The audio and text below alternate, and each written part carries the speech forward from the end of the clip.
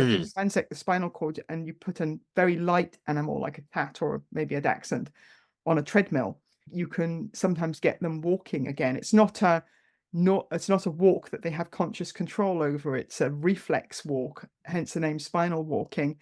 But if you can create spinal walking in a paraplegic human, then they will walk after a Mm. fashion with support. And so there's a lot of research looking at fictive scratch because if you can understand the mechanisms of it, you can understand fictive walking.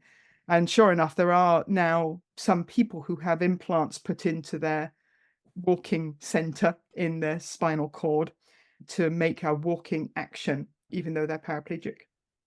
Claire, Mhm. you said something there. You said that breeders of these dogs call it air guitar. Yes. I'm presuming here, and not wishing to put words into your mouth, that this is described along the lines of air guitar, ha ha ha ha. I think they don't use it quite so often as they did. They first noticed dogs doing this in the 1980s, and there were quite a few dogs that did it.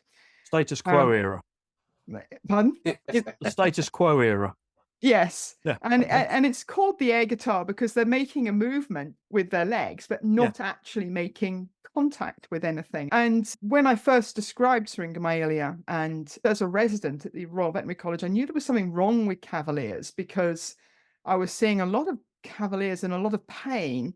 And we were doing the standard test that you did at the time, which was a myelogram, and not really finding the answer. And I thought Right. there is something wrong. Mm. And then I saw my first case with this bow, and he came in doing the air guitar, doing the phantom scratching. And I did as a good vet should always do, not presume what the problem was. So I asked what this dog bow was come for, and the owner said he's weak on his front leg. And so she described the weakness, and she described it. I said, any other problems?